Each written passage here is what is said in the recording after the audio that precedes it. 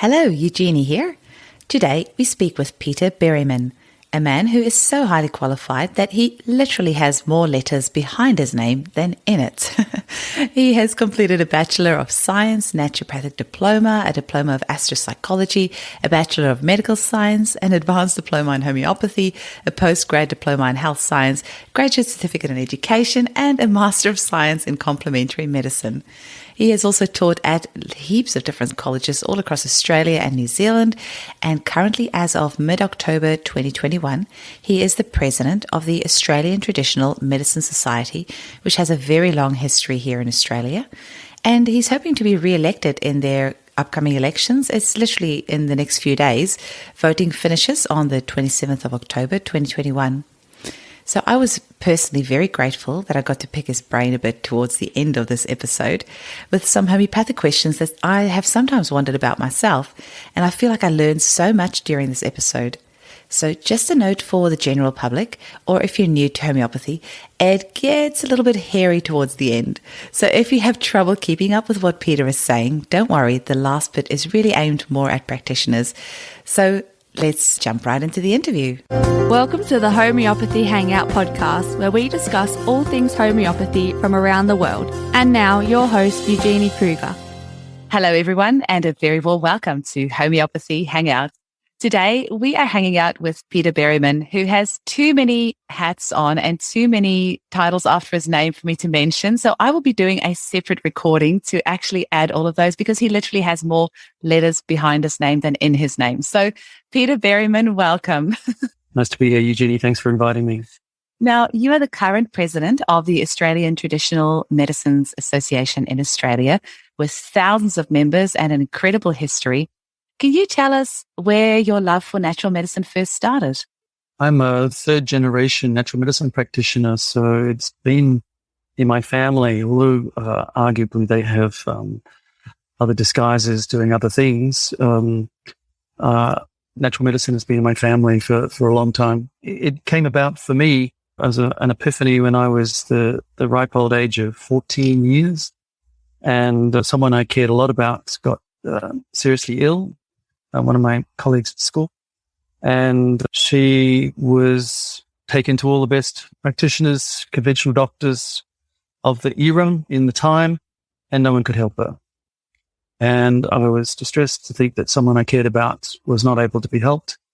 And I made a personal life decision that I wanted to be that person who could help people who no one else could, the difficult clients. So I've had a quest to be the best physician I could possibly be. And then 2 years later, I finished high school, went to university, and my journey has been devoted to this ever since. So for the last 46 years, I've done nothing else but aspire to be the best physician I can be. So everything I've done, however variant it might look, are all intended to this one aim, to be the best physician I could possibly be. And I believe I've pretty much gotten there. I've learned a lot along the way. I've done a lot of training, a lot of courses, graduates from all sorts of universities and colleges and so forth, life experiences, travels, books and so forth, webinars, seminars. And that's why also I love training and teaching and passing on what I've learned to those who will replace me in the future. Amazing.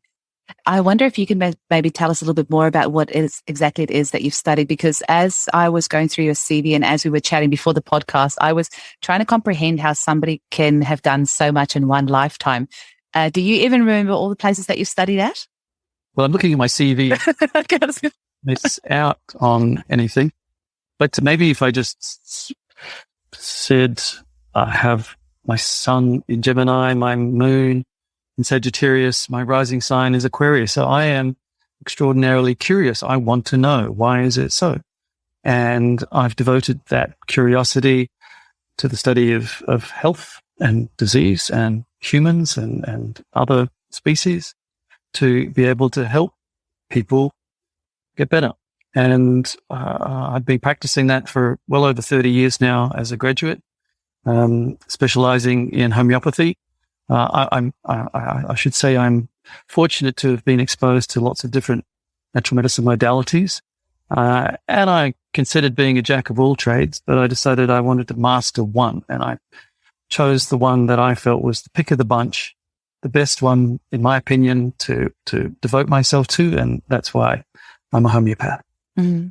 So what specifically is it that gets you excited about homeopathy? Well, it has the combination of recognizing and utilizing conventional Western science. So I've had a strong background in science, biology, medical science, graduating from Sydney University with a Bachelor of Medical Science, Auckland University with a postgraduate diploma in health science, Otago University with a Bachelor of Science, majoring in microbiology. And all of these things have been used to assist me in my gainful employment. I've been a senior lecturer in the bioscience department at a significant college here in Australia and in New Zealand as well. So utilizing that as a base point to then see, okay, well, yes, I understand this sort of mechanistic reductionistic program of why it might be so. Is there more to it than that? And that's where I'm interested in psychology, in soul work, in counseling, psychotherapy. And the best model I found to help me with that has been astrology. So since I was 20, I've done formal studies in astrology, and I use that as a yardstick or a map to give me insights to ask the appropriate open questions for clients to help me understand their case. So they might need a prompt on something that is embarrassing or shameful, hidden or forgotten. And I say, well, tell me about yada, yada, yada. And they go, oh, I wasn't going to tell you about that.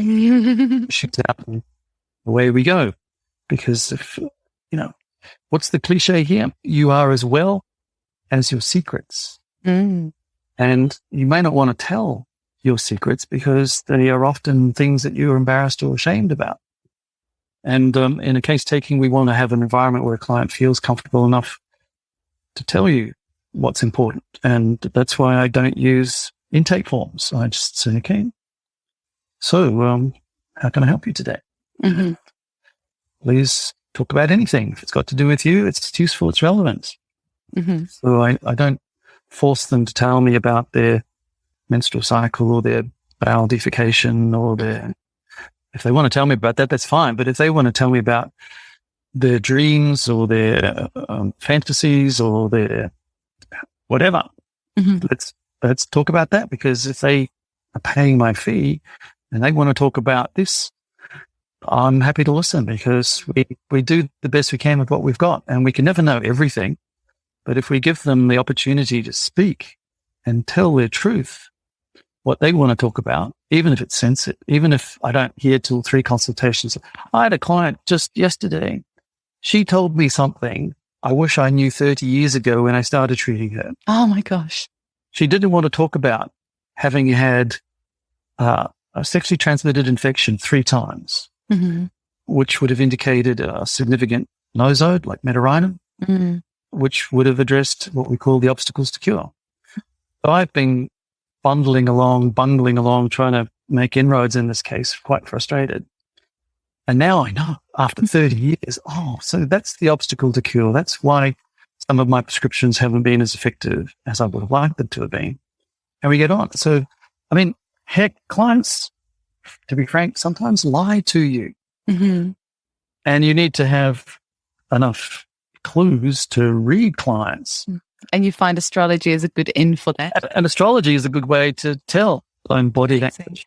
And these days we've got visuals. Once upon a time, I used to only work on the telephone with distant clients, let alone old school face-to-face. And I used to be able to try and make something out of intonation, how they said that word. Mm. I go, wow, okay, maybe there's something there. Mm. But now I can hear their intonation and I can see, okay, from waist up, I can see something, and it gives me a bit of a clue. Which is why I love doing house calls, house visits, because then I walk into their house and I see they've got a pet python. I wouldn't have known that if they'd come to my rooms. Yeah. And they wouldn't necessarily have thought to tell you about it, but actually that can be a really good clue for you as to what remedy they need. And I just have to say, if you walked in on your first consult, I never met you before, and you told me the dirtiest, darkest secret of your life, The only reaction I would have is excitement that it's going to be easier for me to help you. We are the least judgmental people on the planet, us homeopaths, because we hear so many different things. We're so aware that we are just here to help. We don't care if you have whatever you've done in your life. We just want to help you. That's the only reason why, we need to know this information. So it's sad that it took her 30 years, but it's wonderful that she finally could tell you so that you can actually help her, because that's all we're here to do.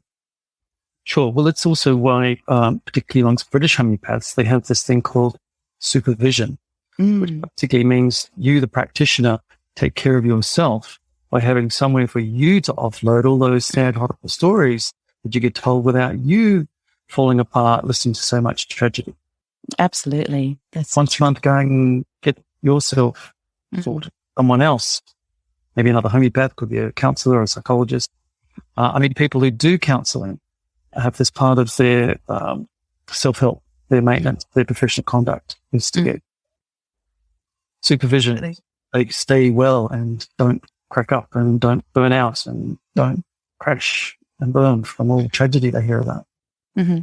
Well, natural medicine in Australia is very, very lucky that you haven't kept all this incredible knowledge that you have all to yourself, because you have gone on to teach lots of homeopathy and to use your knowledge to help others. So can you tell us a little bit about all the places that you've taught and how you came to be the president of the Australian Traditional Medicine Society? Thank you. Yes. After beginning my academic career at 16 at Otago University, graduated, went on to do further study in Sydney, Australia, graduated with my naturopathic diploma in 1986, started practicing shortly after as a homeopath. I was fortunate that I had a bit of a reputation amongst my colleagues. I was known as a crazy mad homeopath. So a position became available at a teaching college in Sydney to teach homeopathy and supervise student clinic. So, in fact, even before I graduated, I was a clinic supervisor at Echuca College. Because, gosh, I was a bit of a hotshot, and I believe in what I do so strongly. I'm very passionate about that. We've got, arguably, in my humble opinion, the most potent, effective therapeutic intervention available on the planet right now that is regularly available. I completely agree. And so, hallelujah. 1990, I started my role as a teacher, trainer, and facilitator, clinic supervisor. I had multiple institutions in Sydney that I would teach at, ACNT, UTS, Echuca College, Sydney College. And I would go over to New Zealand and teach for the Bay Plenty College of Homeopathy as well at their Auckland campus. I started out doing postgraduate programs, but then I got invited to be their academic manager and was based in Tauranga for 2 years, teaching at all their campuses. But then I got headhunted to go back to Australia and got an academic position at the Div College of Natural Health in their bioscience department. And I would be loaned to the homeopathic department as well to teach homeopathy and supervise student clinic on an as-need basis. And then that's gone on with, as I say, with Australis College and recently Switch On Health, an online college based out of Brisbane, where I live now. Mm-hmm. Wonderful.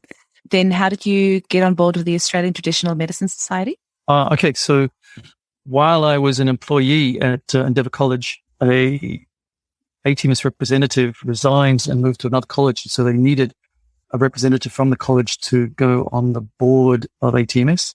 So I volunteered, and that was in 2007. And so I've been on the board ever since. Then I was elected by the membership to be a dependent, what they call an ordinary director rather than an independent director since 2013. And since 2017, the board have elected me to be their president for the last 5 years. Mm-hmm. And you've got an election coming up, I hear? Yes. So every 3 years, the tenure expires of the current directors. So my 3-year tenure expires at the end of this calendar year. So I've renominated to take another 3-year tenure if the membership deem it so. It's a democratic process. The elections are open right now through to the 27th of October. vote for Pedro. And there are 6 nominees, 4 positions vacant. I believe I've done a good job. I'm happy to continue to do so, both in governance, strategic planning, and risk management that I do as a director.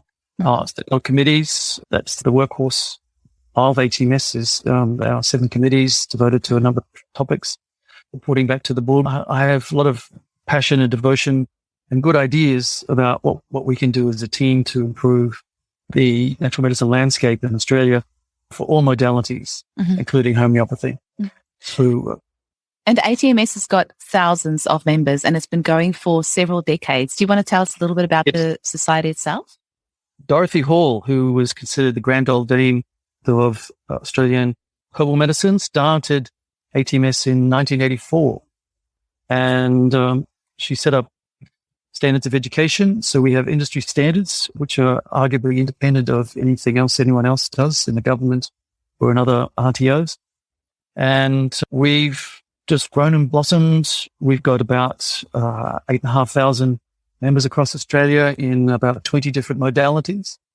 So it keeps me universal, because as crazy as I am about homeopathy, I'm very sympathetic that clients may find their niche with massage, reflexology, iridology, acupuncture, osteopathy, chiropractic.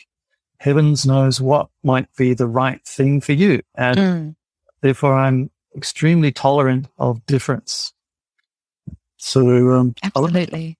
We always need to have that choice for sure. Yeah, because, what happens to the failures? If the homeopath fails, where do we send them to? I send them to an acupuncturist or an osteopath or someone else. So they may be able to make a breakthrough if I fail. Exactly. Can the general public sign up as a general member with ATMS as well, or is it just for professionals? We do have a criteria called associate member, which is not a practicing member. So they can be a member of the public who just wants to support. They have a annual membership fee, so they don't get to vote in the elections, but they certainly can support us. We have an online Friends of ATMS as well, which is another network of folk who support us. They don't pay to do that. So there's 2 ways for the general public to become involved. We have an annual reach out to the public called Natural Medicine Week, usually at the end of May every year, where we get our members to host events in their private practice, or these days we've been doing things online. So online events, and getting a lot of publicity using our own communication channels through social media to let folk know about the brilliant issues that are available in natural medicine, including homeopathy, all of them. So it might be a tea tasting, it might be seated massage, complimentary. We had an expo in the Houses of Parliament in June. We petitioned the parliamentarians to have what's called a Parliamentary Friends of Complementary Medicine and Natural Therapies. So we went down and we booked part of the rooms in the Senate, and we had an open day. And we had parliamentarians, we had their staffers, we had the janitor come in. Wow. And, we did seated massage, we had videos, we did some testing, some functional testing. That's nutritionists know about that. And I was in charge of the tea table. And bespoke herbal tea preparations, a bit of this, a bit of that, to help you with something simple. And what was the what was the reception like? Like how did they loved it? Really? It was all free. Our sponsors helped cover the costs of the ones we were giving away and the teas we were giving away. But our lobbying endeavor here on behalf of ATMS and our membership is to improve the people who work at Parliament House. There are over 7,000 people per day work at Parliament House on an average day, to let them know what really is natural medicine, because they may have weird and crazy ideas about what it is and isn't. So if we can work from the janitor all the way up to the minister about what it is that we do, and a little teaser of this and that, then when it comes to voting on critical issues like the entry report or finance issues or GST exemptions and sorts of things that we care about, we can feel as though we've made a little bit of difference in their awareness of what it is, rather than something skeptical or perverse even. That's such a brilliant idea. Whoever came up with that idea deserves a gold medal. That was very smart. It was one of the directors on the ATMS board. Brilliant. Committee, and she's up for re-election. Christine Pope. Excellent. It's wonderful just getting the person behind the therapy, or like you said, perverse even. I always laugh, but in Laurel Chaitin's documentary, Just One Drop, she asked people on the street, what do they think homeopathy is? And one guy says, oh, homeopathy is when you touch yourself in a weird way. People do think all sorts of weird things about natural medicine. So you guys actually going there and showing them what it is and getting them a taste of it. I think that's brilliant. Sure. It's an extension of what we do with natural medicine. We do that in collaboration with other associations, and other associations are welcome to take this opportunity of going to Parliament House and utilising this facility that we've got going. And, we've got sympathisers to senators, members of Parliament, ombudsmen, staffers, all the way down to people who sweep the floor at night. So wonderful. Want to make a difference. Yeah. And actually, speaking of Just One Drop, I hope most of our regular listeners of this podcast have watched the documentary by now. Certainly, we've talked about the NHMRC report a few times. Jerry Dendrinos in our second episode kind of went into the whole NHMRC report and what that's meant for homeopathy in Australia. And that is still going on at the moment. And I know just the other day you had another meeting with the ombudsman, they're just trying to get to the center of all of this. But when all of that happened, that NHMRC report, suddenly you could not study homeopathy in Australia anymore. And I think there's been about 3 or 4 years where there was nowhere in Australia where you could study homeopathy. And just recently, there is a school called Switched On Health, which have received their registration with the ATMS.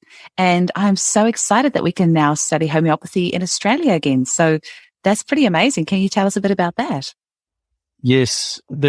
Once upon a time was a health training package for the 4 ingested modalities, including advanced diploma of homeopathy. That was cancelled in 2015. It was taught out by the end of 2018. And that leaves a significant hole in a potential pathway for potential students to be practitioners that they can't do an advanced diploma. So RTOs had to drop it, because they have this government mandate, and if the government has dropped the health training package, you can't teach the government program. So Switch On Health, Nature College you might want to call them gone rogue. They've got a independent government-free program, as in not tied to government shoestrings and purse strings. So they can develop their own programs. They don't require government funding because the students have to pay. So there's gouging of weird things that happen about courses with students who are doing things for the wrong reasons and getting the money so that they're, that's yucky. So Nature College has got 3 or 4 programs now that are independent. Switch On Health has got 4 programs, including an advanced diploma in homeopathic practice. That have been accredited with the ATMS standard of education necessary for those ingested modalities, including the ATMS minimum education standard for homeopathy, which we've had since 1984. I mean, it's been modified and improved, but we have an industry standard that is free of government input. It's what we think a homeopath should have. Which is way more important anyway, and by the people, And Switch On Health and Nature College have delivered on that, and we welcome other RTOs to go the same way, because then they can untie themselves from the government. Now, we love the government, but sometimes they don't always act in our best interests. We love Greg Hunt, the current Minister of Health, to give us rebates back for private health insurance, and so on and so forth. So there's lots of things we would love them to do, but they can't. No. So do we sit and wait and twiddle our thumbs, and do we knock on the door and make appointments? Yes, we try. But if they don't want to do it, they don't do it. So we go independent. We encourage colleges like Switch On Health, Nature College, and any others who want to write a program, submit it to ATMS. We endorse it. Then you're an accredited ATMS education provider. There's an angle. You're not going to get students doing dodgy govy money, because they're going to have to be honest students who are paying for it properly. They get payment plans and help, but it's not government money. It's genuine students in a genuine course that is being genuinely accredited by ATMS. And we're not a kid on the block. We've been around since 1984. So I think we're credible. We're Australia's largest natural medicine multimodality association. Amazing. I was so excited. The reason I found out, I told you, was that a client came to see me for her follow-up. Her son has autism, and I gave him some remedies, and she came back and he was doing so much better. And she said, you have inspired me so much, and the results that I've seen in my son is so astounding that I have now decided to become a homeopath. And I found this great program from Switched On Health in Australia. And I was like, wait, what? I thought that we couldn't study in Australia. So when she told me that and I found out about the college, I was so excited. So I really applaud them, and I applaud you guys for giving them the registration, because we need more homeopaths desperately. My clinic is so busy. I now have 2 homeopaths on board to help me. They are getting booked out so quickly, and there's not that many homeopaths under 60 in Australia, worldwide actually, but I was talking about Australia. So we do need that new cohort of people coming in and learning about homeopathy to just really keep it alive and keep it going. And with the current pandemic, I think homeopathy is an excellent career choice, because we can do it all online and we can post your remedies out to you. So I think it's a wonderful career choice. Excellent. That's why I endorse Alistair Gray and Denise Streger's program out of New York, stroke world. So with online training these days, you don't have to live in a state capital city for a bricks and mortar college to see 9 to 5, Monday to Friday. You can do things, time zones permitting, any time of the day or night, with recordings, anytime, anywhere that suits you as a grey nomad or as an intellectual, traveler. The courses while you're on the beach. Absolutely. Right? So it's unstoppable now. So I'm glad these colleges are doing that, and encourage others to do that too. And ATMS has recognized as leaders of the industry that online training is the way to go. And we have appreciated the value of face-to-face training as well as online training. And so we've made significant landmarks as to, well, how much is okay and how much is not okay. And we're the leader of the pack. So we say more is okay than most other folk. So we're quite generous, quite liberal in that regard. So wonderful. It's why folk like Martin at Switch On Health and the folk at Care want to have their programs accredited. We don't register, we accredit programs so that they can be confident that their graduates will meet our standards and become members of ATMS, so that we can continue the chaperone process of encouraging graduates to excellence and be answerable to a code of conduct, and keep themselves from getting rusty with their continuing professional education program, make sure they are safe with the public liability insurance, the state, all those sorts of things, so that we can foster the next generation. Absolutely. I wonder, Peter, would you mind sharing some cases from your clinic with us? I'll tell you the gist of a simple case. A female client came to see me. On her left breast, she'd had a mole removed. And she didn't tell me how many times the mole had been removed. And I thought it might have been once or twice. So I gave her the well-indicated remedy, and the direction of cure was induced. 16 times this flared up and down because she had had that mole removed 16 times. Wow. So when I saw the direction of cure reduced, the fourth component of the direction of cure is past unresolved problems come back in reverse chronological order. To see 16 flare-ups and settle, and flare up and settle, and flare up and settle, all as a consequence of this one remedy, I thought, oh my God, that's how it has to be. Because if she's had 16 interferences and it requires 16 revisits to undo all that interference and non-curative action, I mean, surgeons have their place, and I appreciate what they do, but it obviously had cured this issue of this mole on her breast. And not only did the mole on the breast change, but she went through a profound metamorphosis, and she remembered all sorts of unpleasant things about how her mother used to pimp her as a child. Wow. And so she had this, healing process with her mother, and an incredible change. So it wasn't just about her breast, it was about the whole woman and where she comes from. I'll give you one more quick case. Please. Female presented at age 27, but age 4, she had measles. And the measles, with its photophobia, it affected her eye, and she had one eye that turned.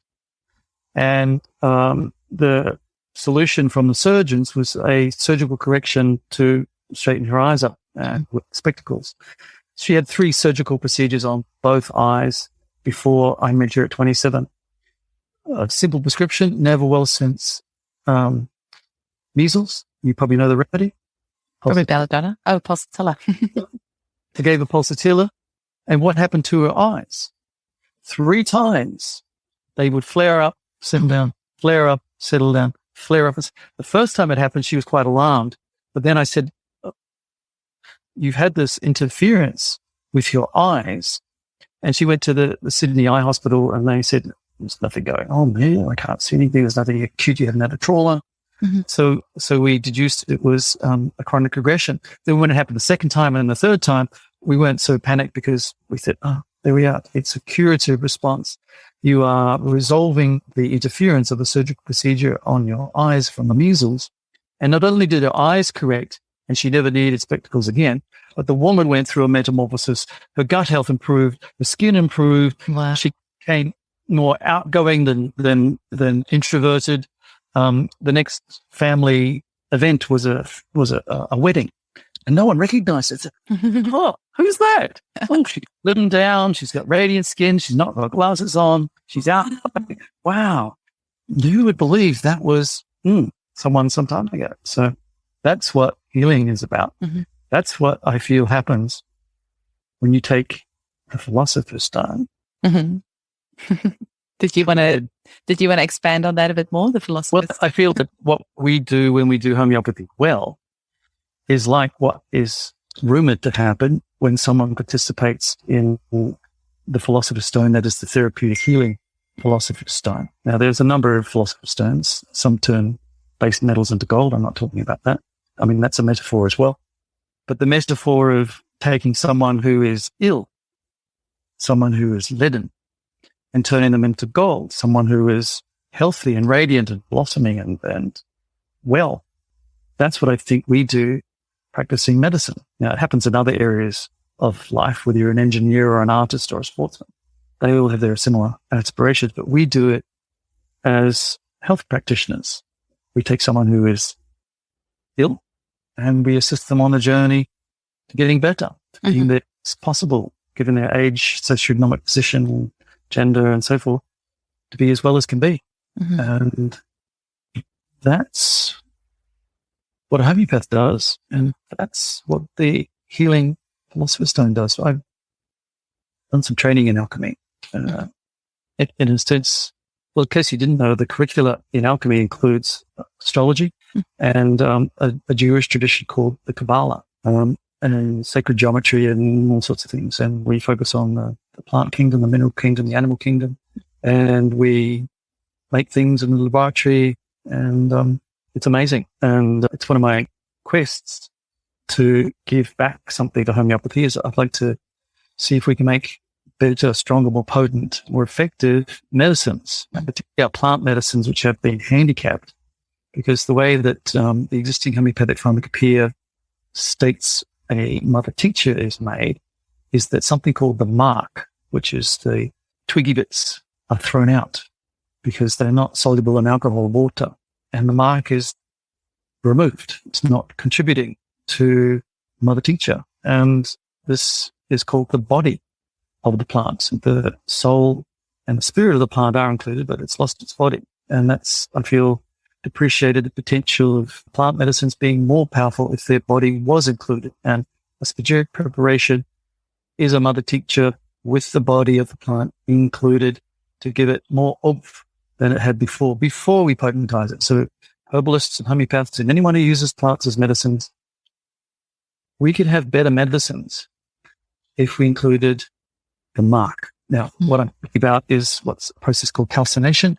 We burn the twiggy bits back to an ash. We separate the dangerous things, the caput mortem, the deadhead, the dangerous bits, and we have the water-soluble salts, usually potassium and sodium salts, and put them back in with the liquid alcohol and water-soluble parts, the oils and the alcohols, which are reflective of the soul and the spirit. So the body is added back, and then we use that as a mother tincture. If we potentized it into centesimal, decimal, Q scale potencies, we would have more potent medicines than we already have. And already these are pretty fantastic. But for our difficult clients, and my stock client is a difficult, complex, chronic client.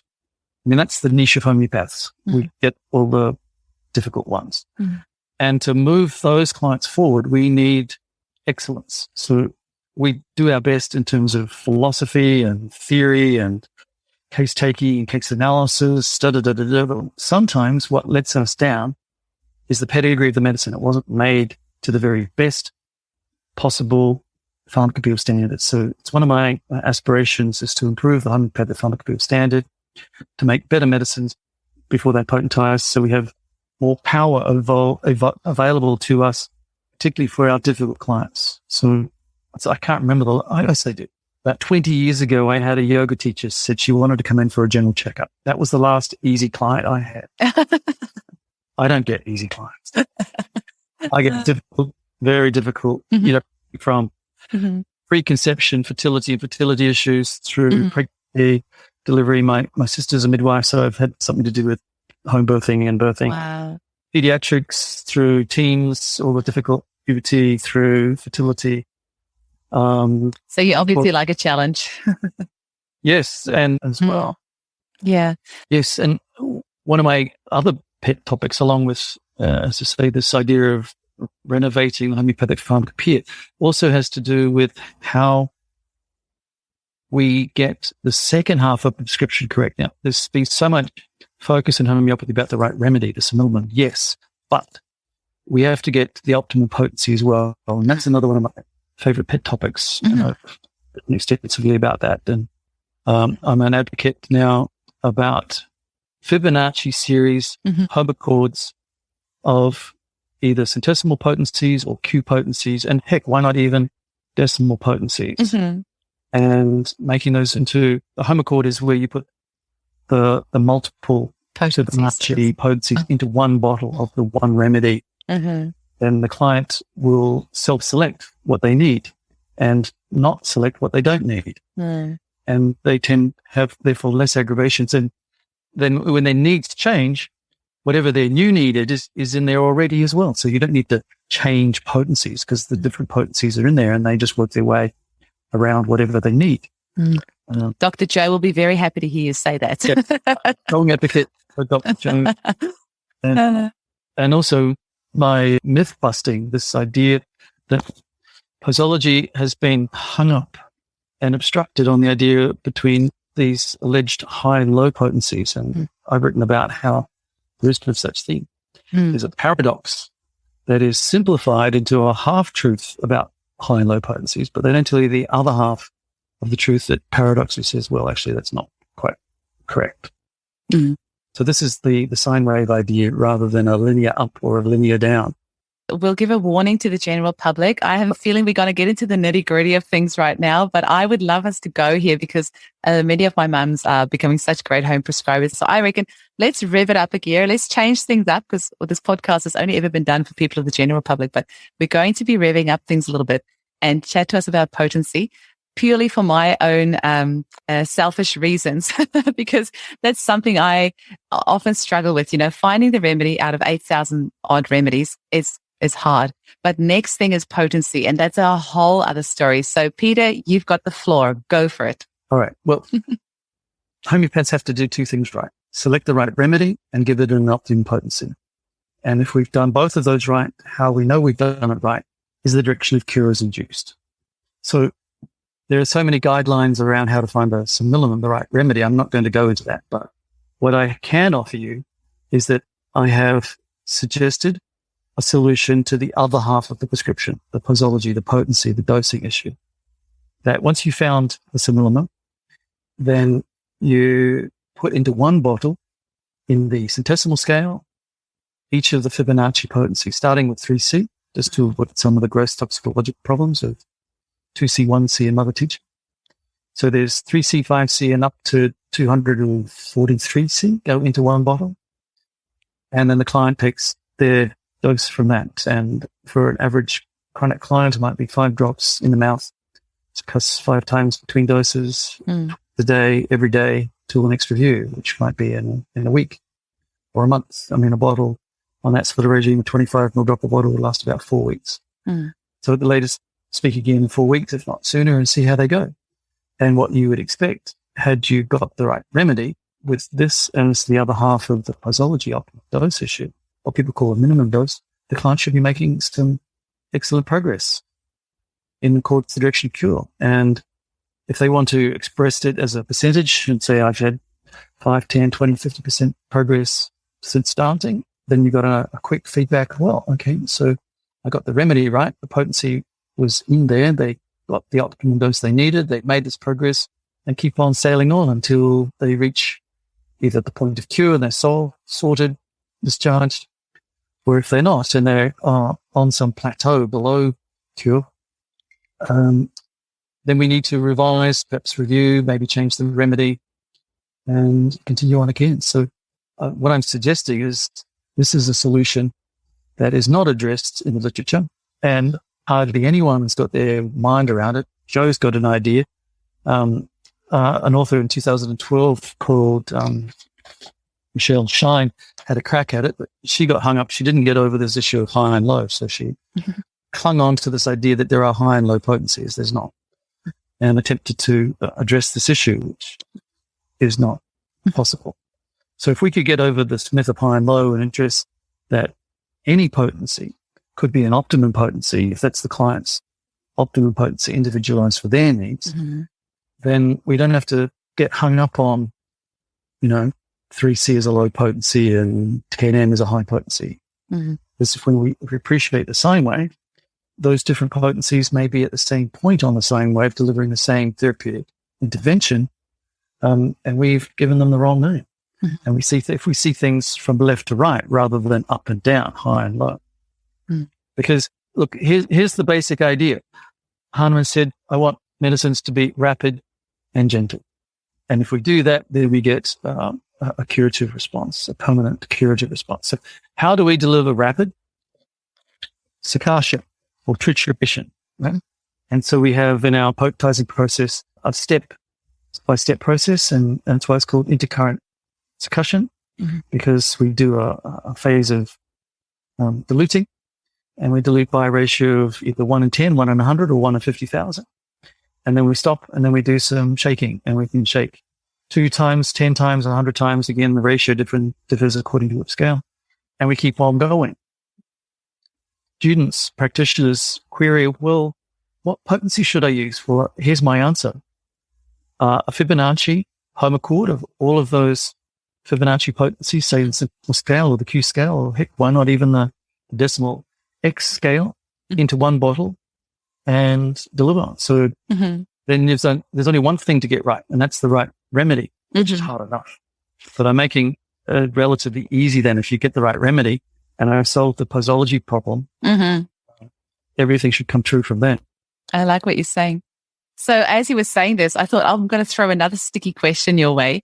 I think it was Laurel Chaitin, that filmmaker of Just One Drop in our podcast, was saying, she just wishes homeopaths would prescribe a bit more consistently. And I said to her, well, I actually like that we don't, because we're all so different. But I feel like we have an explosion in homeopathy of different prescribing methods and different ways of analyzing the case. Do you give just one remedy, or do you give 10 different remedies? Do you give an organ support, or do you what do you think is the answer to that? Should we all prescribe exactly the same way, or is it good that we're all different? And what does that mean for the public who want to go see a homeopath? Maybe have previously seen one who just gave them one remedy. Now they go to somebody else and they walk away with 10. What do you have to say about that? This is potentially highly confusing, because there's an author who wrote a book on 17 different ways of being a homeopath, all these different methodologies. And arguably they all have a time and a place. Was that Ian Watson? Methodologies of homeopathy. Yeah, there was one of my textbooks. Yeah. So reading that, you get an idea, gosh, there are so many ways that you can call yourself a homeopath and do something very different from someone else who calls himself a homeopath. And again, because I'm into inclusivism rather than the opposite, I'd say, well, look, if you're getting a curative response, if you're inducing the direction of cure, who am I to say you're wrong? And who am I to say that I'm right and you're wrong? Because my path has been evolutionary, and things I do now, I never dreamt of. I taught myself new tricks that no one taught me, and I would have never dreamed of them. So these things I pass on to my students and in my writings, because I want to leave a legacy to help those behind me. So I told you some of these ideas about having a home accord, having multiple potencies in one bottle. I've tipped on this idea of having a spagyric tincture of a plant as your starting product before you potentize it. This idea of solving the myth of high and low potencies. There's a paradox of a sine wave that as you go from left to right across a scale, it simultaneously gets stronger and weaker and stronger and weaker and stronger and weaker as you go across, because we are simultaneously doing dilution and succussion. So we get weaker by dilution and stronger by succussion, weaker by dilution, stronger by succussion. You get the idea. So it goes, so it's not linear of one or the other. It goes up and down like a sine wave with peaks and troughs. I've got evidence to suggest that that's the case from people like quoted from Botanist and from Jones and Jacobs and so on, other authors who show this non-linearity of different potencies having different biological effects. So if I can solve all these sorts of things, then why can't I entertain novel ideas from the latest? I mean, heck, let's admit it. There are fashions in homeopathy. And, you know, the epicenter of international homeopathy rotates. And there was a time it was in the United States, and then it moved to the United Kingdom, and then it's moved to India, Holland, and India, and heck, why can't it be in Australia? Yeah, why not? I'm ready for it. So that leading on then, what would you say to a member of the general public who is thinking of seeing a homeopath and might be wondering how that person might prescribe, or if they walk away confused? So I'll give you an example. I have a client over here. I use several remedies in my prescriptions: organ supports and endocrine sarcodes and bowel nosodes and homeopathic detox therapy and constitutional remedies. She then sent her member of her family who lives in Ireland to see a homeopath, and that person walked away with one remedy. So she was very confused. So what would you say to a member of the general public who's thinking of seeing a homeopath? Well, their choice in a homeopath is probably the most important decision they will make, because if they choose to work with you, Eugenie, or me, Peter, they have to shop around and say, well, you know, I phoned them up, or I saw them on a webinar, or they're advertising or whatever. And you need to feel comfortable with your practitioner to be able to tell them what you probably might even tell your partner. So many clients have said, not even my partner knows this about me. Telling you. So it's that element of trust and confidentiality that you need to have a special sacred place for them to talk. Because if they can tell you what you need to know, then you can truly help them. And this particularly goes for men, adult men. So stuck at talking, you know, they come in and say, I'm here because she sent me, my partner, my wife, my girlfriend. And she's the problem, really. Nothing to do with me. And how long before I can go? And so we need to have tricks and tools to deal with clients, or clients who can't speak English, or clients who are young or elderly, so on. So case taking is so important. But I think some of the rationale for these multiplicity of methodologies, Eugenie, has got to do with fear. And unfortunately, many homeopaths are fearful of doing too much. It's the aggravation. And some teachers way back, I don't know when, did some harm to someone and have perpetuated this fear that has emasculated many a homeopath. And we are so fearful of overwhelming our clients. We do the opposite. We make the mistake of having unfavorite remedies and unfavorite potencies and unfavorite methodologies that diminishes us. I mean, look, I don't want to advocate killing clients, but we would get a little more respect if we had a few more nasty issues. I don't want those because it's not desirable.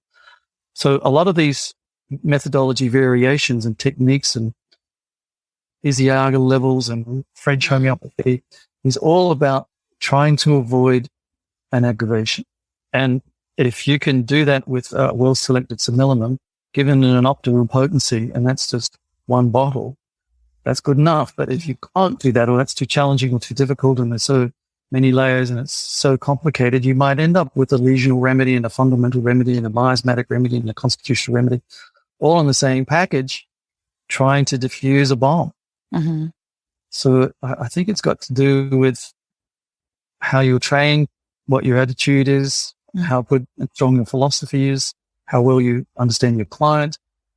And all of that often comes down into your business plan. Are you dictated in your time by dollars? You know, if you've got a 7.5-minute consultation because you need that throughput of clients, as GPs do, it's going to dictate how they do their work. You want one simple problem, one simple prescription, next, so on throughput. Whereas, as a homeopath, we typically give clients lots of time. An hour and a half is not an unusual first consultation for an adult client. And walking away with one remedy, it's not an unusual prescription of the Fibonacci home chord or the Semillon. And for me, that is frequently enough. Now, clients unfold, secrets come out, layers peel off, changes are necessary. I've told you some of those ideas. I've written about them as well. So you can see how things unfold and how the caterpillar turns into the butterfly. Mm-hmm. We need to follow along. So, you know, there's all sorts of courses. There are times when I need to draw on the periodic table to inspire me to an element, or using similar ideas in botany with family and miasms, so forth. So, but to a new student, that ends up just being far too very confusing. Yeah, definitely. You know, the school of training says, well, we have to expose them to all those ideas, but in doing so, they lose the plot. So they need something very simple. So I know some training courses in the UK, they say, well, we're only going to teach you homeopathy up to about the 1960s. That's your undergraduate program. If you want to know any new homeopathy since the 1960s, you're going to have to do a postgraduate program. So that's actually a good idea. Because I feel if I was taught everything that I know now at college, I would have given up because I would have been so overwhelmed. That's right. Because then the new graduate says, oh my God, there's so much I don't know. I've heard all of this. Whereas if you had one simple, reliable technique, heck, you know, there's been a resurgence in the Bonninghausen method for the Baron. And that might be a good place to start. They teach that in German universities or their medical schools to their students. Some very simple. And they can do that. If they do that well, that's a great start. They can still get great results. Absolutely. So I reckon, Peter, we should end up on a little bit of fun. And I'm going to ask you your top 3 homeopathic remedies that you personally can't live without, and why. Well, you're asking me to fall into the trap of having favorite and non-favorite. I'm acknowledging the philosophical trap you're endorsing. So here goes. I've only got one, and it's the one that I think is the closest to the homeopathic philosophy stone for healing. Okay. So arguably you don't need anything else. It's the guy's name in Melbourne who runs a homeopathic course. He has facial diagnosis. He has colours associated to the major miasms. He has yellow fossora, red psychosis, and I know the one you're meaning. I can't think. Oh yes. Right? And then the mixing of those 3 primary colours, you get the other colours. Okay, so if you mix the 3 primary colours, you get brown. Okay, so brown has red, yellow, and blue in it. So that's why I'm starting a simple, I won't give you the whole argument, but simple argument for why a medicine nicknamed brown is the most repulsive thing you could think of as what the alchemists call your prima materia. So alchemists who heard this thought, oh, it's going to be feces, or it's going to be urine. That's the most repulsive thing I can think of, shit and poo and wheat. Well, there's something I can think of these days that would be potentially more repulsive than urine and feces, and that's cancer. That's brown. So carcinosin, carcinosinum. Yeah. Most people know of it as the breast epithelioma from St. Bart's Hospital in the UK, but there is tenus Smith's version, which is a T58 rather than a T1. So 58 tumors, hey? 58 different tumors. Fibonacci series and statistical scale of T58 carcinosin brown. Okay, I will be calling Mike at Cinnamon and ordering that. You have me sold. I do love carcinosin. It's the one remedy that I have prescribed probably hundreds of times over the past decade, and I've never had an aggravation from it. I love that remedy so much. Well, this is how to avoid an aggravation. This is how to avoid all those other having lesions. In a Fibonacci chord. Ozodes and love it. So we get away from that French Isiago stuff. Is the bomb. Mm-hmm. Excellent. and in case, one more tip as to why this might be so special is if you know about physiology and the cell cycle, you've heard of telomeres and telomere shortening as to how you get to the Hayflick limit and why cells have planned senescence called apoptosis after 50 to 70 cycles of reproduction. And that's what death by old age is. You have enough critical cells dying in a critical organ that the organ fails and you fail, and at 115 you die. That's when you're supposed to die. Okay, so that happens because telomeres shorten. Now, telomeres in the cancer cell do not shorten. They have upregulated telomerase, the enzyme that keeps the telomeres from shortening. So they have physical immortality. In case you already know, cancer cells have physical immortality. So one of the characteristics alluded to about the philosopher's stone is it will give you physical immortality. Well, I'm not going to suggest you get physical immortality. Otherwise, we'd be having 100-year-old people hanging out, and we're already overpopulated with people. But I think what the appropriate philosophical approach is, we will get you to 115, and then you could have a critical organ failure, and then you could expire by old age. And if you die before 115, you've shortchanged yourself through whatever. Mm-hmm. So there's something about cancer and its physical immortality that will engender physical immortality in you or our clients, not literally, but figuratively, to the point of getting to the Hayflick limit at 115.